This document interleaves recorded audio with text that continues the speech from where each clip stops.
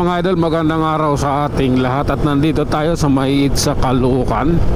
Tayo babiyahe mga idol patungo ng Makati City sa mga oras na ito. At eto, nagbabakbakan kami. Yung iba kong kasama doon na, lalayo na, naghahabulan na. Pero yung takbo ko sa isinta lang, okay na yun. Papuntang Bagong Baryo tayo mga idol. Ride safe po sa ating lahat. Mahalin ang kapwa, lalong lalo na ang sarili. Okay, tuloy tayo mga idol, ha? Grabe na to. Op, si Binti na yung takbo ko. First time ko magpatakbo na ganito dito sa EDSA na ito. Okay, minor tayo mga idol. Bagong Baryo pa lang tayo, Caloocan. Magmi-minor na tayo. Bawas tayo sa ating takbo dahil yung Quezon City ay maraming sasakyan. Ayan o, tatawid na tayo ng Quezon City mga idol. At ito na nga mga idol, nasa Quezon City na tayo. Oh my God. Op, okay, Balintawak, Quezon City mga idol. Oh lala. Oops, grabe na yan. Hindi maganda yung ating gising mga idol. Medyo nalimpungatan pa ako. Nung pala alas 4 pasado na. Scholar dapat alas 3 ako gising. Yung alarm clock ko hindi ata gumana. At higit sa lahat, nakatulog ulit ako. Oh lala. Okay, tuloy tayo mga idol natin biyahe. Oops, grabe na yan. Takanan tayo mga idol ha. Kailangan marating natin yung gilid dito sa may Kaingin Road. Ito yung pinakamano dito, traffic na lugar, yung papuntang Muñoz. Oops, sige lang. Ito yun eh. Ito yung parte na yun. Ngayon walang traffic dito, nalusunan yung traffic. Pero ito yung madalas, itong lugar na ito. Oops, grabe na yan. Oh, up. Okay, pasok lang po kayo. Kayo po yung nauna. Iba ka talaga. Oh my goodness. Ay Lord, Diyos ko. Ano ba yan? Grabe na to. Traffic pa.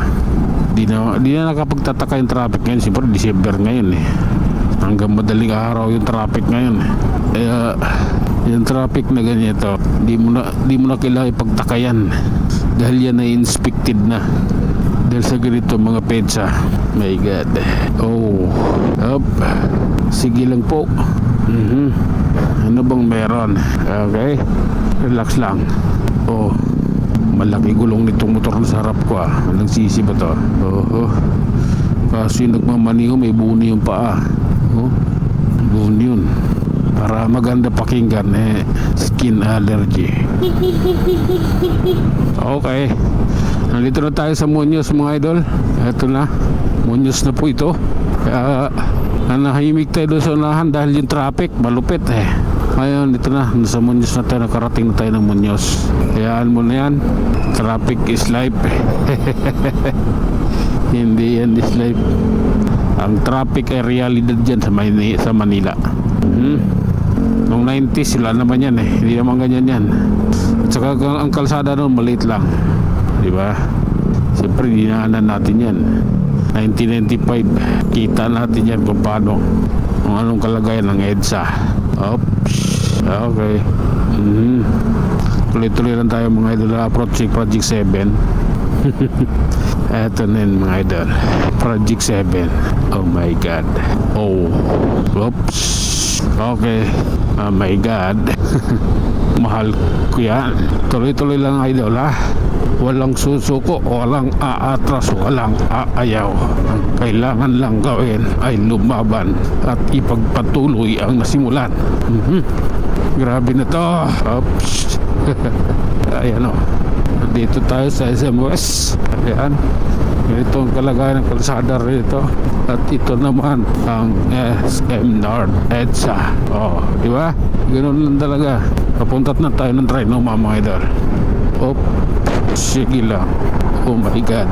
Okay, first time sa aking video na yung umabot dito ng Trinoma. Kasi yung intro ko sa 8th Street na Caloocan. Hindi ko naman talaga balak mag-video, pero wala eh. Bukas yung camera, magpatuloy na lang, diba? Sige, hayaan mo na. Diyan yung camera, nakaon na eh. Magsasalita lang naman ako habang nasa biyahe. Okay lang din yun. Kasi nagkasanayan na rin. Oh my God. Eto, magpa-flyover nga pala tayo mga idol ng Quezon Ave. Oh my goodness. Sige. Eto, flyover tayo. Okay. Relax lang. Oh, ano tayo rito eh.